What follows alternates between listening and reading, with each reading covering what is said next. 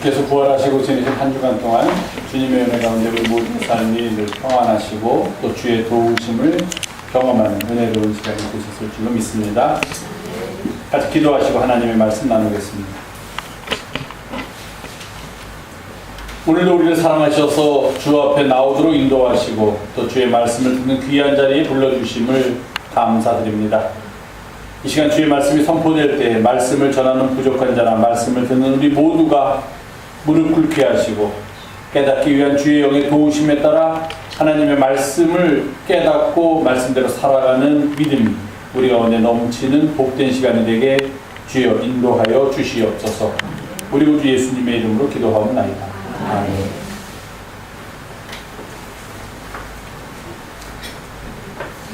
오늘은 교회 앞에서 먼저 할까요? You are witnesses of these things 이렇게 되어 있습니다. You are 여러분들은 당신들은 witness is 뭐가 이렇게 복잡하고 SS가 많아서 이상한 단어 같은데 원래는 witness라는 단어예요. W-I-T-N-E-S-S 여기까지가 끝이에요. 근데 뒤에 ES라는 게 붙은 것은 한 명이 아니라 여러 명이라는 뜻이야. 한 사람일 때는 그냥 witness 하면 되는데 여러 사람을 가리킬 때는 witness에다가 s만 붙여야 되는데 앞에 s로 끝나면 또 s가 붙으면 s가 3개가 붙잖아요. 그럼 발음을 못해요. 그래서 발음을 하게 하기 위해서 그 앞에다 e를 넣어서 es를 붙이니까 맨 뒤에 있는 es는 하나가 아니라 여럿을 나타내기 위해서 붙인 거구나 그렇게 하시면 돼요.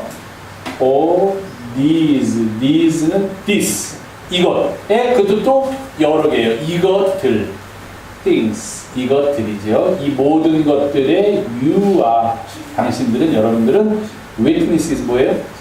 증인. 중학교 초등학교에 다니냐 그냥 중학교 가기 여차하면 고등학생도 잘 모르는 단어 같으면 그냥 고등학교 가면 되는데 witness 증인이라는 뜻이에요. 증인. 자 저기서 교통사고가 났어요.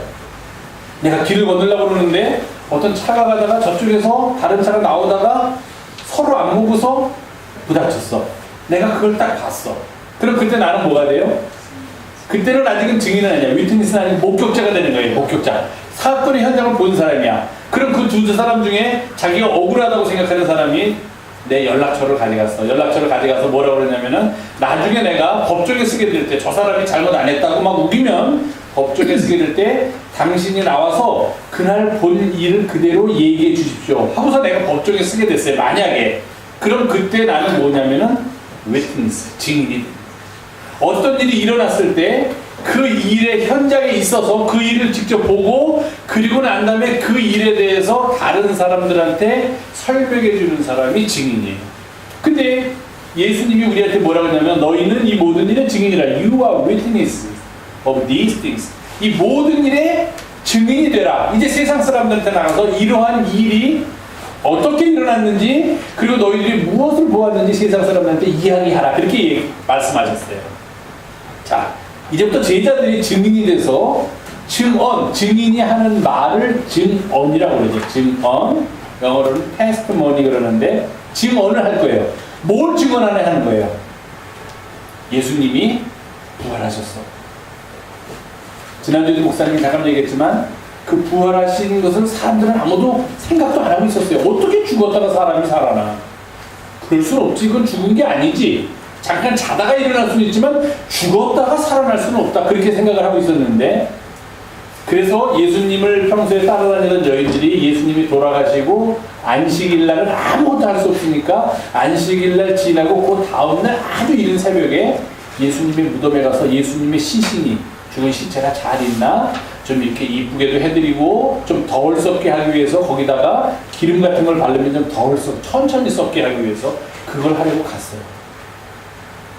그랬더니 어떻게 했어? 그 앞에 큰 돌이 있어야 되는데 그 돌이 없어졌고 여인들이 들어가 보니까 예수님의 시체가 있어야 되는데 아무도 없네. 깜짝 놀라서 돌아와서 제자들한테 이야기를 했더니 제자들 중에서 제일 큰 형제는 베드로가 막 뛰어가지고서 여자들이 와서 여자들하고 다시 돌아가야 되는데 여자들은 천천히 저 주위에서 막 보는데 베드로가 막 뛰어가서 내다봤어요. 그랬더니 정말 예수님의 시체가 이렇게 누워져 있어야 하는 곳에 시체는 없고 예수님이 돌아가셨을 때 입혔던 옷이 있어.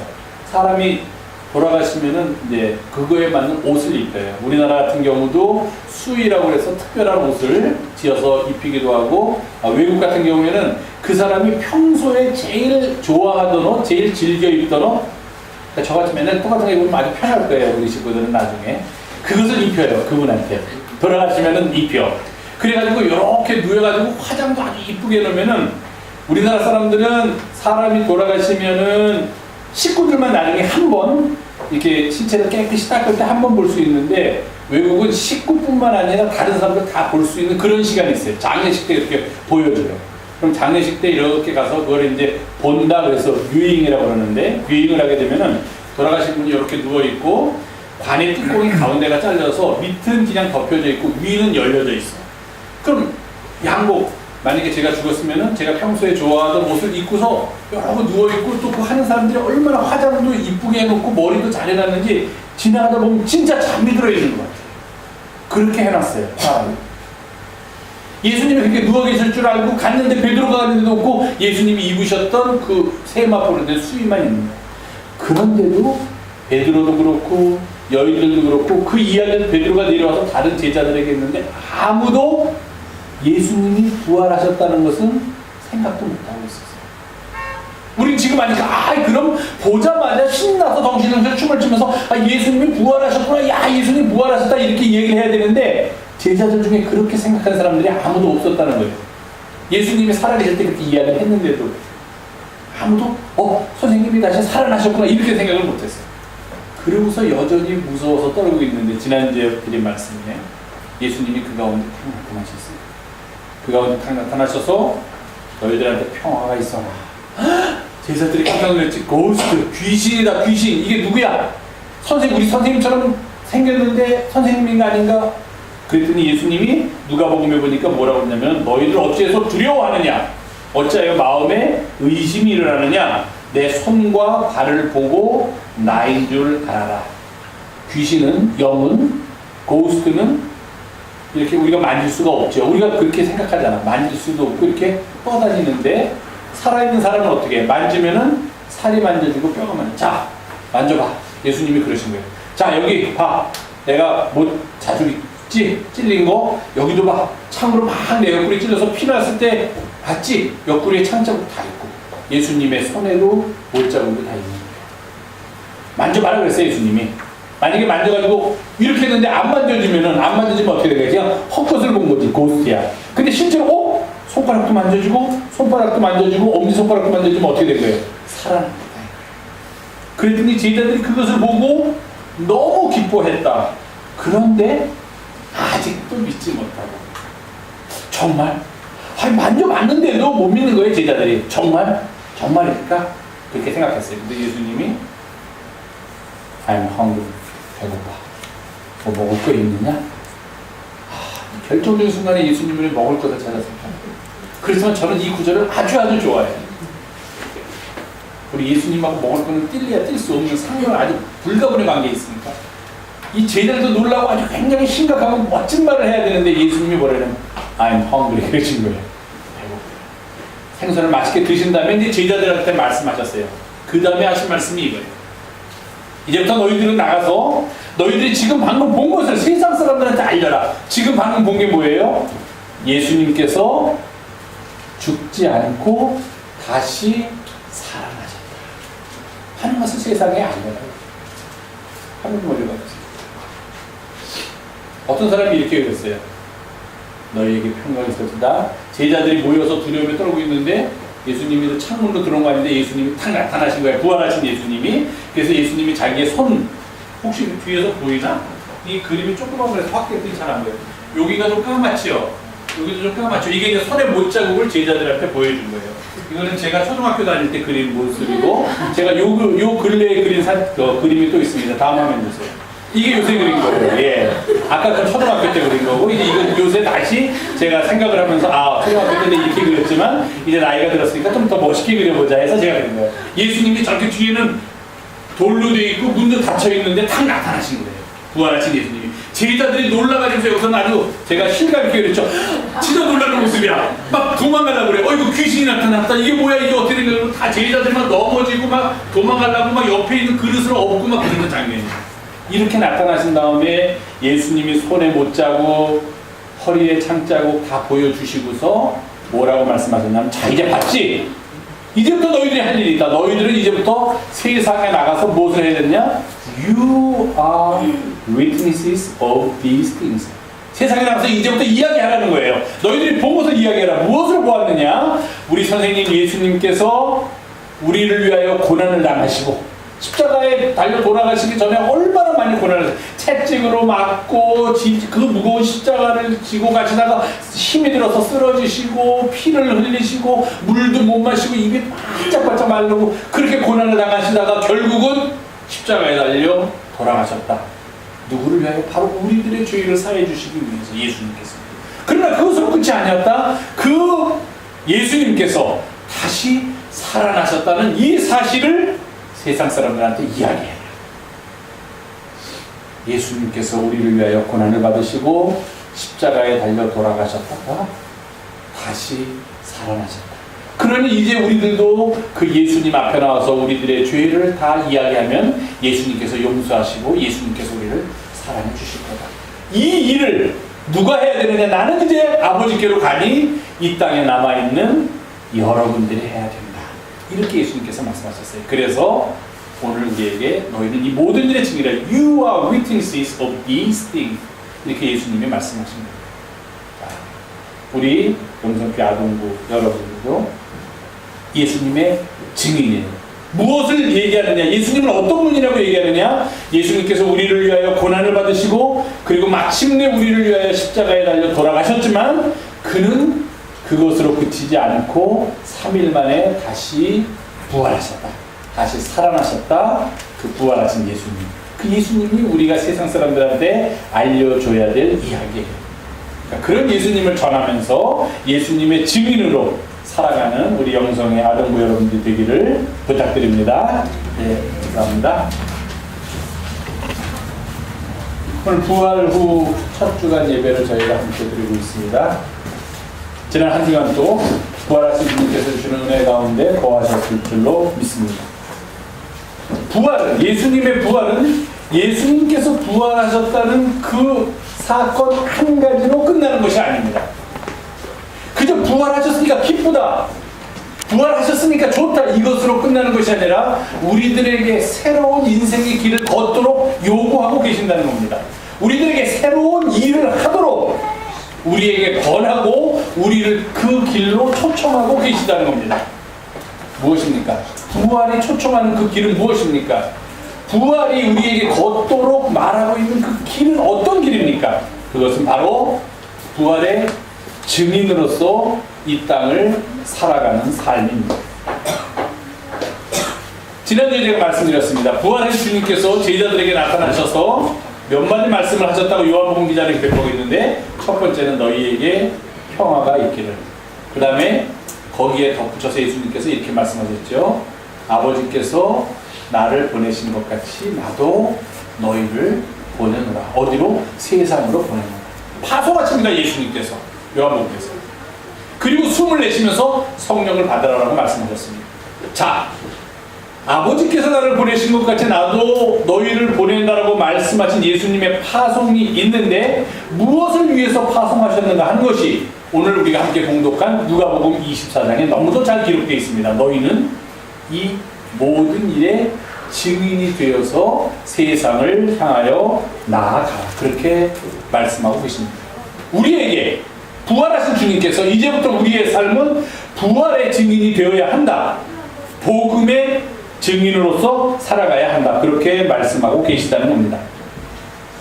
요즘 신학적으로 많이 쓰고 있는 다른 표현을 빌자면 우리들로 하여금 부활의 증인이 되라는 말은 우리들이 이 땅에서 버리시고 있는 하나님의 선교의 동역자가 되어서 살라는 그런 당부의 말씀입니다. 전에는 선교를 우리가 한다고 생각했습니다. 내가 다른 사람을 그리스도에게로 데리고 온다든지 또는 내가 다른 선교사람들이 살고 있는 삶을 하나님께서 원하시는 삶으로 바꾸어 준다든지 하는 일에 부름을 받았다. 그렇게 생각을 했는데 요즘은 달라졌습니다. 선교는 누가 하시는가? 선교의 주체 또한 우리가 아니라 하나님이십니다.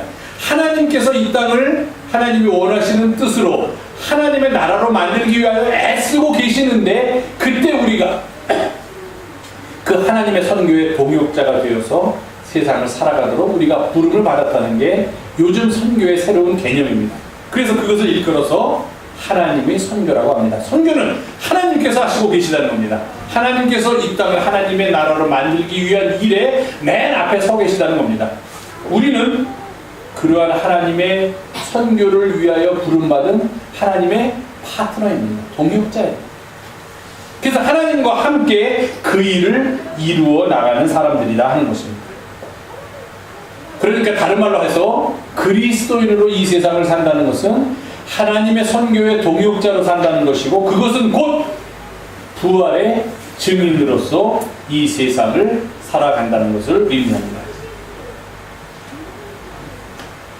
주님께서 우리에게 너희는 이 모든 일의 증인이라, 결국은 증인이 되어라 이렇게 말씀하셨는데 부활의 증인으로서, 복음의 증인으로서, 그리고 예수 그리스도의 증인으로서 이 땅을 살아가기 위하여 우리에게 필요한 것이 먼저 전제 조건이 있다라고 그렇게 성서는 이야기합니다. 자, 부활의 증인이 되기 위한 자격이 필요하다는 거예요.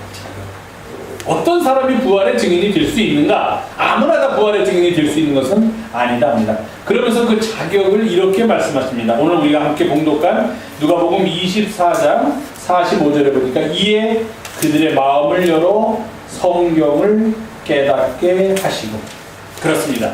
부활의 증인이 되기 위한 전제 조건, 자격은 먼저 우리의 마음을 열어놓아서 성경을 깨닫는 능력을 갖게 되어야만 한다는 것입니다. 마음을 여는 것이 중요합니다. 마음을 열지 않고서는 성경에서 우리들에게 전해주는 하나님의 말씀이, 그 메시지가 우리의 삶 속에, 우리의 영혼 속에 들어오지 않기 때문입니다. 증인이 되기 위한 삶은 바로 성경으로부터 시작됩니다. 왜냐하면 우리가 증언해야 될 모든 내용이 다 성경 안에 있기 때문입니다. 성경 안에는 하나님의 말씀이 들어있습니다. 하나님께서 우리를 위하여 행하신 놀라운 역사가 들어있습니다. 그 하나님께서 우리를 위해서 베풀어 주신 놀라운 역사의 최고점에 바로 예수 그리스도의 고난과 부활이 들어있습니다. 그러니 증인들이 증언할 내용이 성경에 다 들어있기 때문에 증인으로서 세상을 살아가기 위해서는 먼저 우리의 마음을 열고, 주님께서 말씀하셨습니다. 그들의 마음을 열어 성경을 깨닫게 하시고, 마음을 열지 않고서는 결코 성경을 깨달을 수가 없고, 그런 자는 주님의 부활의 증인이 될 수 없다는 것입니다. 누가복음 바로 이 앞에 보면은 예수님께서 돌아가신 후에 그런 베드로가 무덤에 갔다 와서 이야기했는데도 불구하고 아직도 부활을 믿지 못하고 실망해서 엠마오로 가던 두 제자가 있었습니다. 근데 이 제자들이 가다가 길에서 예수님을 만났습니다. 예수님인지 알아보질 못했어요. 나중에 그 사람이 떠난 다음이야 비로소 우리와 함께 길을 걷던 그분이 예수님이었구나라고 깨달은 후에 그들이 이렇게 나중에 제자들 앞에서 증언을 합니다. 길에서 우리가 만났던 그 낯선 사람이 우리에게 말씀하시고 우리에게 성경을 풀어서 설명해 주실 때 우리 속에서 마음이 뜨겁지 아니하였던가? 마음이 뜨거웠었다는 겁니다. 그때는 미처 몰랐어요. 그가 말씀해 주실 때 내 마음이 뜨거운 걸 몰랐는데 나중에 그분이 주님이라는 것을 깨닫고 그때 성경을 들을 때, 성경의 말씀을 들을 때 내 마음이 뜨거워졌었구나, 이렇게 고백했다는 것입니다. 하나님의 말씀이 우리에게 선포될 때, 하나님이 우리에게 말씀하실 때 우리는 우리의 마음을 열어놓고 그 마음이 뜨거워짐을 느껴야 한다는 것입니다. 요즘 젊은 사람들 아이돌 가수 많죠? 아이돌 가수 공연장에 가서 앉아있는데 한 가수들이 나와서 노래도 잘 부르고 춤도 추고 막 조명도 하는데 가만히 편정없이 거기 앉아있으면 그 사람은 전혀 그 자리에 어울리는 사람이 아니라는 겁니다. 가서 어떻게 됩니까? 같이 환호성을 지르면서 뭐 이렇게 불도 번쩍이는 것도 흔들면서 노래 부를 때 노래에 맞춰서 같이 웨이브도 하면서 이렇게 해야지만 마음이 뜨거워지고 한 무대에 참석하는 게 되지. 저 같은 사람이 와서 저게 노래야? 무슨 말인지 하나도 못 알아듣겠구나. 노래는 안 하고 저렇게 펼쳐서 뛰기만 하나? 이러고 있으면 거기 있을 필요가 없다는 거예요. 거기 뭐 하려고 갑니까? 그럼 그런 사람은 그 자리에 어울리지 않는 사람이라는 거예요. 성경 말씀이 선포될 때는 그 말씀을 들으면서 내 마음이 뜨거워지고 주님 감사합니다. 내가 또 새로운 말씀을 듣습니다. 내가 그 길로 걷겠습니다. 이래야 되는데 저 목사가 또 오늘 무슨 말 실수할까? 오늘 주보에는 오타가 몇 개가 나옵니다. 숫자, 헌금 숫자는 다 맞는가 한번 계산을 해보자. 암산으로 잘 안 되니까 볼펜을 옆에다 더하기도 해보고. 이래서는 마음이 뜨거워질 수가 없다는 거예요. 그거는 마음이 뜨거워지지 않으면, 마음이 열리지 않고 마음이 뜨거워지지 않으면 선포되는 말씀이 주님이 와서 선포돼도 다침기가 된다는 겁니다. 마음이 열리고 마음이 뜨거워지는 경험이 있어야지만 성경을 깨닫게 되고, 그래야죠. 성경 말씀 읽으면서 늘 비판만 하고 이게 어떻게 말이나 되는 소리야, 이거 앞뒤가 이거 맞지 않는구만, 이게 내 상식적으로 내가 과학을 공부했는데 이런 일이 어떻게 돼, 이러면서 성경을 평생 읽으면 이 성경 말씀이 내 안에 들어오기가 힘들다는 거예요. 물론 그렇게도 또 성경을 읽으면서 갑자기 깨달음을 얻는 사람도 많이 있습니다. 그러나 우리 같은 선남 선녀들은 그냥 마음을 열어놓고 읽으면서 아멘 아멘 하면서 혹시 이렇게 이건 좀 말씀이 꼬이는 것 같은데 이게 왜 이럴까, 앞뒤 순서가 안 맞는 것 같은데 왜 이럴까, 이런 게 있으면 그때 이제 뭐 목사나 이런 사람들 와서 목사님 이게 앞뒤가 안 맞는데 왜 그럴까요? 그러면 이제 배우고 가면서 말씀이 있습니다. 이런 게 있습니다. 시간을 잘 보면서 이런 게 있습니다. 야곱이 가다가 베델이라 성경에 보면 이렇게 돼 있어요. 야곱이 도망가다가 베델이라는 곳에 이르렀다. 잘 들으세요. 베델이라는 곳에 이르렀다. 그래서 거기서 하룻밤을 자게 되었다. 하룻밤을 자고 일어나서 하나님께서 나와 함께 계시다라는 걸 깨닫고 거기다가 돌짝을 쌓았다. 그리고 그 이름을 베델이라고 하였다. 이렇게 돼 있단 말이에요. 이거 아무렇지도 않게 읽으면 아무런 문제가 없습니다. 근데 좀 이렇게 머리가 좀 이렇게 복잡한 사람들은 이미 야곱이 베델에 도착했다고 앞에는 써 있는데 뒤에 가서는 새롭게 그곳의 이름을 베델이라고 했다. 이게 뭐야? 그럼 그 전에 이름은 야곱이 도착한 곳의 이름은 베델이 아니었겠네. 이름이 없던지 다른 이름이었을 텐데 왜 이 성경을 쓴 이 창세기 누가 썼는지 모르고 모세가 썼는지 누가 썼는지 모르지만 이러면서 아니 왜 야곱이 베델에 도착했을 때 해서 베델에서 일어나는 쭉 써놓고서 맨 끝에 가서 그래서 야곱이 이곳의 이름을 베델이라고 했다. 왜 이게 말이 안 됩니다. 이렇게 목사님한테 질문한 사람들이 있어요. 이게 앞뒤 순서가 틀린다는 거예요. 당연히 틀리죠. 그 야곱이 쓴 게 아니라 그 후대 사람이 쓴 거예요. 그때는 이미 그곳의 이름이 야곱이 베델로 지었기 때문에 베델로 된 거예요. 그러니까 후대 사람이 이렇게 쓰면서 야곱이 거기 도착했을 때 그 야곱 시대에는 베델이 아니었더라도 이거 쓰는 사람은 지금 그 도착한 데를 다른 사람한테 설명하기 위해서 베델이라고 써야 되는 거예요. 베델이라고. 그러니까 어떤 사람이 서울에 왔다. 예를 들어서 뭐 이성계가 도읍을 옮겼다. 그때는 이름이 달랐지만 후세 쓰게 되면 서울이라고 쓸 수 있는 것처럼 그렇게 쓴 겁니다. 근데 이걸 골치 아프게 읽는 사람은 이게 뭐 틀리다, 앞뒤가 안 맞는다, 연대기가 맞지 않는다, 뭐 이거는 그냥 소설도 이렇게 놨다. 이렇게 말하는 분들도 있어요. 그런데 그런 사람들한테 그렇게 설명합니다. 왜 그렇게 돼 있는가? 바로 그거예요. 성경을 읽을 때 우리의 마음이 열리지 않고서는 이 말씀을 하나님의 말씀으로 내가 받아들일 준비가 되어 있지 않고서는 내 마음에 깨달음이 없다는 겁니다. 그렇다면 증인이 될 수도 있죠. 내 마음이 믿지 못하는데 내 마음에 확신이 없는데 어떻게 나가서 다른 사람한테 믿으라고 전하겠습니까?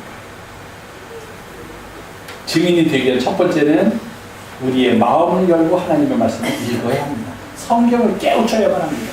그리고 난 다음에 맨 뒤에 49절에 보니까 내가 아버지께서 약속하신 것을 너희에게 보내리니 너희는 위로부터 능력으로 입혀질 때까지 이런 말씀이 있습니다.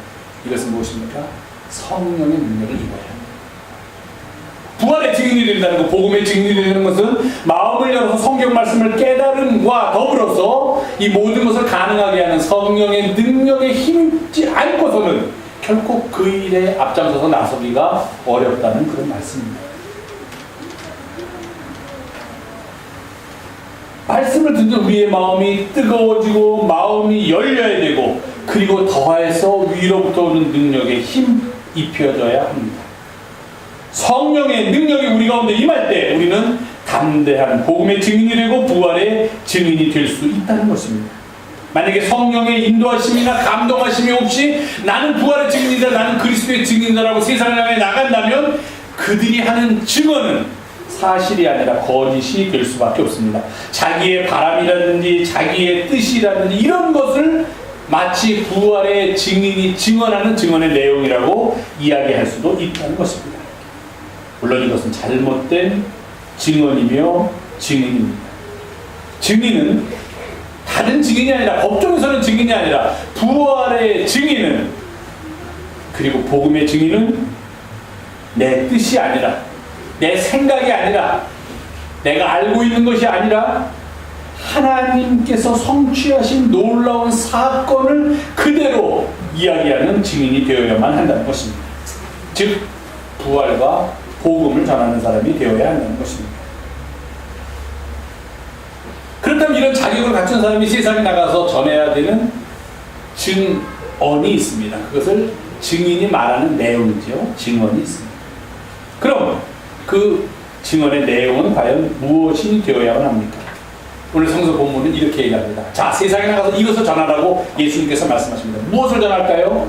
그리스도가 빠졌지만 우리를 위하여 고난을 받고 십자가에 달려 죽으셨다가 제3일 만에 죽은 자 가운데서 부활하셨다. 그러니 그 예수 그리스도의 이름으로 죄 사함을 받게 하는 회개가 우리들 가운데 임해야 한다. 이것을 이야기하는 것입니다. 이게 우리가 전해야 될 증언입니다. 너희는 이 모든 일에 증인이라 할 때 증인으로서 우리가 무엇을 이야기할까요? 사람들한테 무엇을 이야기할까요? 라고 반문한다면 바로 이것입니다. 그리스도의 고난과 그의 죽으심과 그의 부활, 그리고 이 모든 것들을 보고 감동한 이들의 회개, 이것이 한 사건으로 이루어질 때 우리가 보통 말하고 있는 구원의 역사가 일어나는 장소, 구원의 역사가 일어나는 시간이 된다는 것입니다. 증언의 핵심적인 내용입니다. 이것을 증언할 때 우리는 증인으로서의 사명을 하게 되고, 그리고 이 증언을 증언하는 증인이나 그것을 듣는 사람 모두가 다 함께 구원의 길에 들어설 수가 있게 된다는 것입니다. 이것 이외에 다른 것을 선포하면 그것은 거짓 증언이 될 수밖에 없습니다.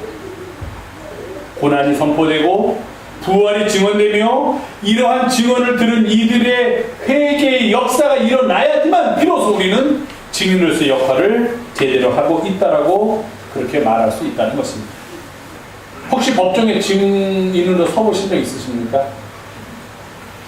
그런 거 별로 관심 있으세요? 예. 화면 좀 내려봐 주세요. 아니, 반대로. 예. 우리나라는 증인으로서 법정에 가면은 선서를 합니다. 선서.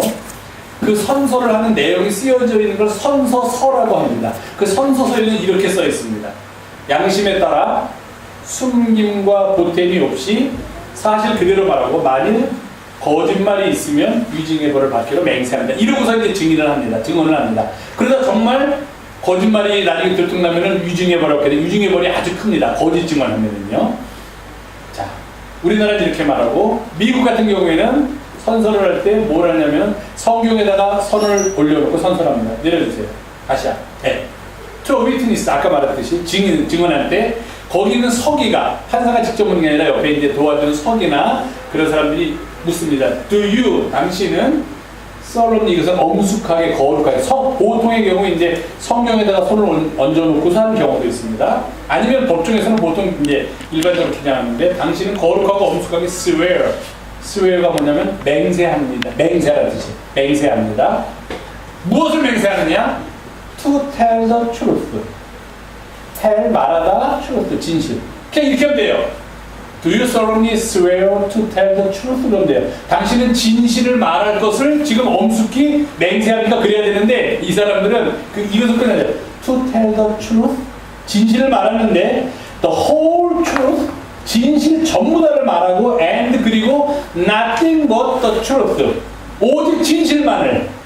진실을 말하면서 진실의 내용을 다 말하고 nothing but the truth. only의 뜻이에요. 단지 진실만을 말할 것을 엄숙히 맹세합니까? So help you God. 하나님이 당신을 돕기를 바랍니다. 진실만을 말할 수 있도록. 이렇게 증인들한테 요구합니다. 증인은 자기가 본 것을 그대로 있는 그대로 가감이 없이 자기의 생각도 더하지 말고 말해야만 합니다. 그래서 증인이 되기 위한 두 가지 조건이 있답니다. 첫 번째는 그 witness라는 말이 그렇게 해서 나왔다고 그러는데, 원래는 with 앞에 있는 wit에다가 h를 붙이면은 with가 됩니다. 그럼 함께라는 뜻이죠. 함께 뒤에 ness가 붙이면은 명사가 됩니다. 그래서 h를 빼뿌리고 그냥 witness로 해서 함께함이라는 뜻이에요. 다른 말로 하면은 증인은 그 사건이 일어났던 현장에 있어야만 합니다. 보지 않은 사람이 증언하면 거짓 증언이죠. 나 우리 집에 있었는데 저 바깥에서 무슨 소리가 들렸는데 보나마나 그 키 작은 애가 키 큰 애가 한 대 쳤어요. 그랬더니 키 큰 애가 막 여기서 피가 나면서 또 옆에 있는 돌을 집 안에 있었는데 그렇게 증인하면 안 되죠. 그 자리에 있어야 됩니다. 길에 있어야 돼요. 그 자리에 있어야 되고, 두 번째는 뭘 해야 돼요? 오로지 진실만을, 자기가 본 사실만을 이야기해야 됩니다. 우리가 부활의 증인으로서 우리가 그 자리에 지금 있을 수는 없지요. 2000년 전에 주님께서 돌아가시고 부활하신 일이 없었으니까. 그러나 그 자리에 있을 수 있습니다. 어떻게? 말씀 속에서. with Jesus. 부활하신 주님과 함께 있습니다. 말씀에서. 증인의 첫 번째 자격이 갖춰졌습니다. 두 번째 자격은 이제 우리가 진실만을 말해야 됩니다. 무엇만을 말해야 돼요? 그리스도의 고난과 그리스도의 십자가의 죽으심과 그리고 그의 부활하심, 이 모든 것들을 들은 사람들의 회개, 이것을 세상을 향하여 전파해야 되는데, 세상은 요즘 그리스도를 증언한다고 하면서, 그리스도의 증인이라고 하면서 엉뚱한 것을 증언하는 소리에 더 많이 관심을 기울이고 있다는 것입니다. 세상을 떠다니는 증언, 그리고 많은 사람들이 몰려가는 교회라고 하면 안 되고, 많은 사람들이 몰려가는 곳에서 선포되는 증언의 내용을 들여다보면 거기서 그리스도의 고난과 그의 죽으심과 부활이 선포되기보다는 마치 하나님을 도깨비 방망이 있냐, 마치 하나님을 자동 판매기 있냐, 그것이 그리스도의 증인이라고 선포되는 그런 선포의 내용을 너무나 많이 들을 수 있다는 이야기입니다. 자동 판매기 써보셨어요? 예. 500원짜리 넣는데 600원짜리 이상 있으면 절대로 물건 안 나옵니다. 그렇죠? 내가 먹고 싶은 커피, 아주 맛있는 커피인데 1,800원이에요. 그 옆에 600원짜리 레시피가 있습니다. 내가 만약에 600원을 넣으면 1,800원짜리 커피를 먹을 수 있어요? 못 먹어요. 600원짜리만 넣어요. 나머지는 불이 안 들어와. 아무리 누르고 자판기 흔들어도 괜히 혼만 나지 안 나옵니다. 그렇게 하나님을 설명해요. 하나님이 자판기예요. 가지고 계신 거야.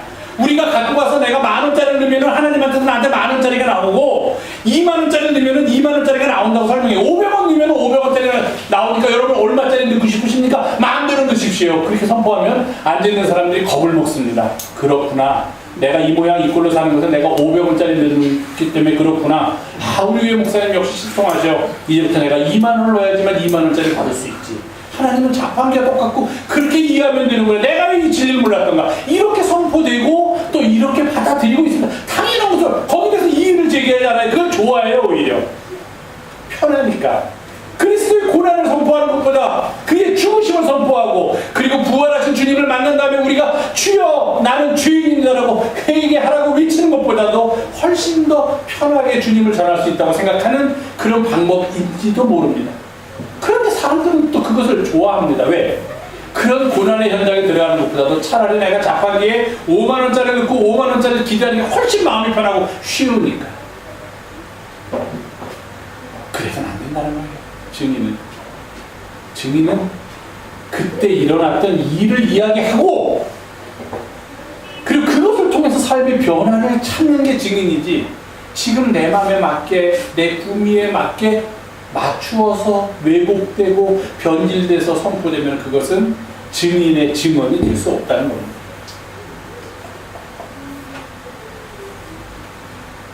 지금의 교회는 주님의 고난의 자리에 함께 하려고 하지 않습니다.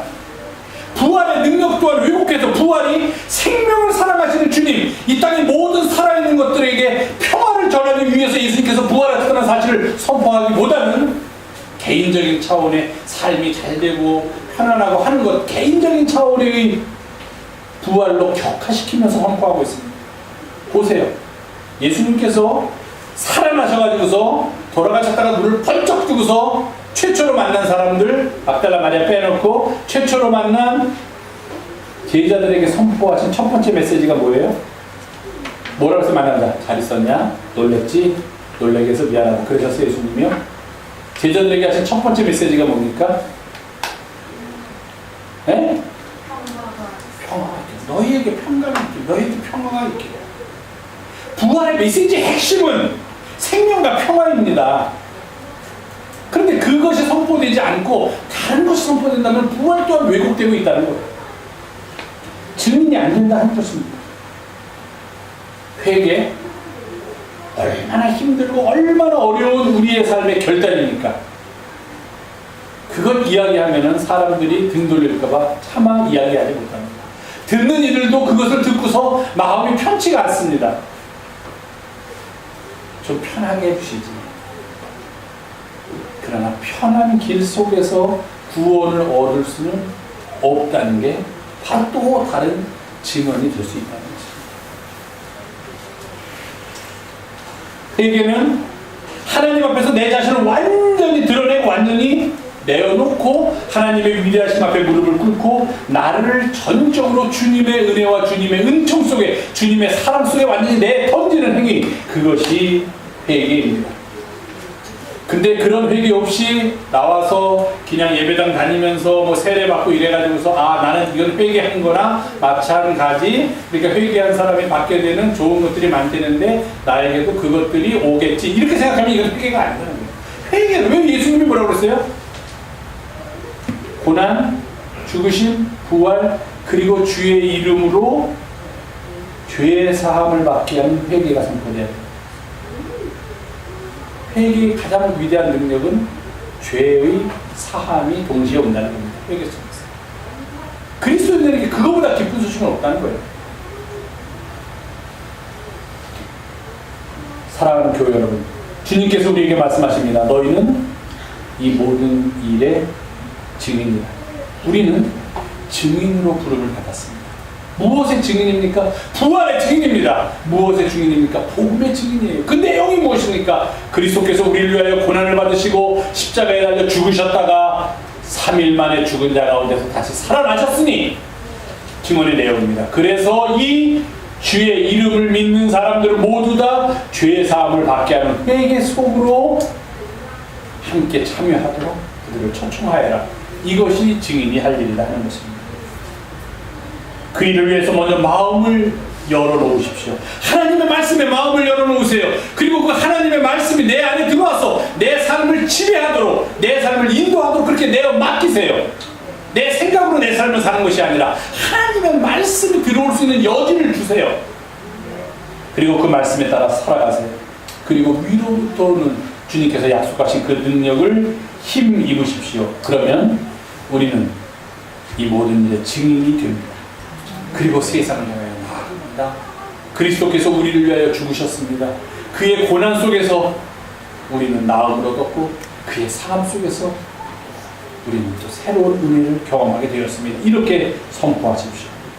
이것이 이 땅을 살아가는 참된 증인의 모습, 주님께서 우리에게 부탁하신 증인이 되라는 말씀에 가장 적합하고 아름다운 삶이 될 것이라고 그렇게 믿습니다.